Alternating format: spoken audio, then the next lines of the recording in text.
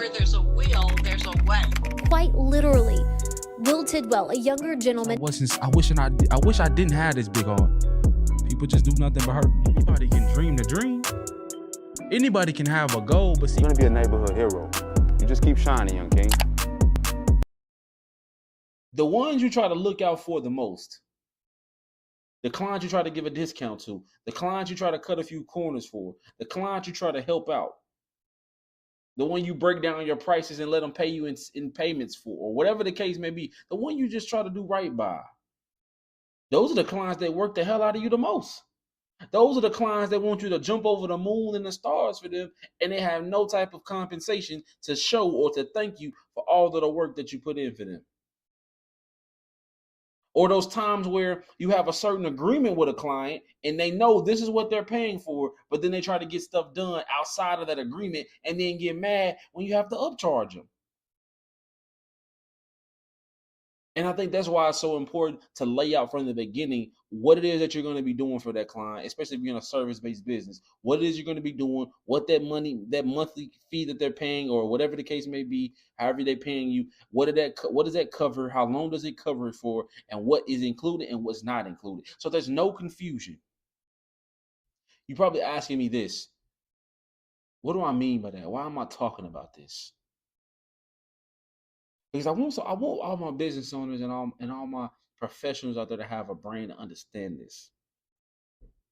The same way that clients and potential customers and leads have a certain standard that they're looking at when they decide they want to do business with you. They have boxes that they're checking off, whether you know that or not. There's certain things they're looking for, certain things they're hoping for when they decide they're going to spend money with you. It's okay for you as the business owner to have a certain standard too. It's okay for you to have a certain standard that's saying that if you can't check these boxes off for me, then I may not be the best fit for you. And I get it. When you're a business owner, there's going to be months and there's going to be weeks and there's going to be days where even though that money you know is way below what you're worth and what you need, sometimes just hearing that number on the table sounds so good, you almost cave in and give into it just because sometimes business is slow. Entrepreneurship is rough. If you don't have a certain amount of income coming in or streams of income coming in to where you can pay for what it is that we do for you, you can't work with us. Because one of my friends said something so profound. If you're working with people in a certain tax bracket, when you do a service like what we offer, marketing and communications and creative agency and things of that nature, when you do something like in the field that we're both in, when people have to cut their costs, one of the first things going to be having to go is you. If I can't tell as a CEO that they're competent and they know what they're talking about and they know what they're doing, then they can't work with me. It doesn't mean that I think I'm better than them or anything like that. No, it's just that I have a certain standard. And I know that if I keep on accepting anybody, even though they say yes, because I think sometimes what it is we get hung up on the fact that people are saying yes to us when we close a deal. But one of the most profound things that I heard the other day was that if so many people are saying yes to you when you're selling to them, then that means that your price points are too low.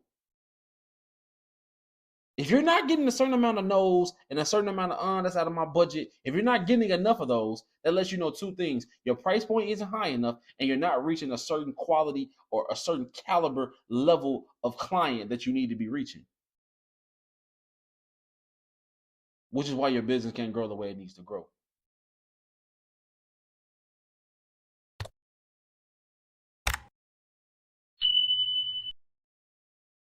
So why is it so important to have this standard? The reason why it's so critical for you guys to have this standard when it comes to your business and your brand, and not just accepting anybody as a client and as somebody that you want to do business with, it's because you need stability like everybody else. And when you have a certain standard, we have a certain thing that you live by in your brand. You keep away those people that have that expensive taste with a poor budget, and you start attracting those people that have an expensive taste and an even more expensive budget. And that the ideas that they have, they can match it and they can do what needs to be done and pay you what you're worth and never make you question that. You deserve that. You're talking to middle class people or lower class people about a luxury product, and it'll never work. You're talking a language to them that they don't understand. You asking this person that barely has something left over each month for themselves to spend an additional X amount of dollars with you when that's just not something that they planned for. They couldn't afford it, even if they do know they need it. Their brand really needs it. Their brand could really use it. They're not going to be even be able to comprehend why it is you're talking to them in the first place. And so my message to you is this. This is the year you stop playing small. This is the year that you stop lowballing yourself on your prices because you're afraid of what people are going to say. If they say no, that's okay. There's somebody out there that needs what you have to give, what you have to offer, that needs your business, and you won't be too much for them. Eventually, you're going to run into somebody and they're going to say, that's all you charge? For what you're doing, you should be charging this. And when you start to run into people like that, then you'll know you found your crowd.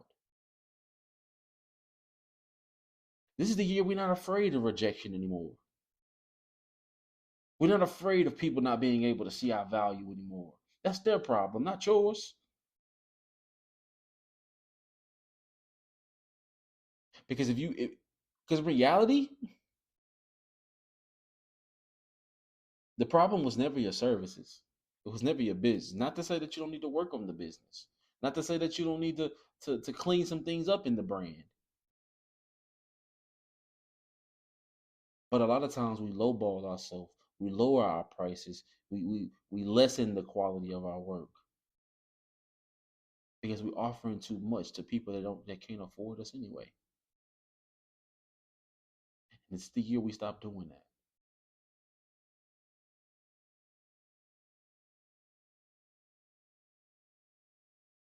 Hey, what's up? This is Will Z Tidwell with SpeakUPZee. And I just want to take a quick second just to thank you for tuning in to this latest episode of SpeakUPZee, the podcast. And my only goal with this platform is to motivate you, inspire you, and educate you around all things life, business, and mental health, whether it's myself or me bringing on a special guest. So I just want to thank you guys for tuning in. We don't ask for any type of monetary gains or anything like that. The best thing you could do for us is just like and subscribe to the channel. Until next week, we'll see y'all later. Peace.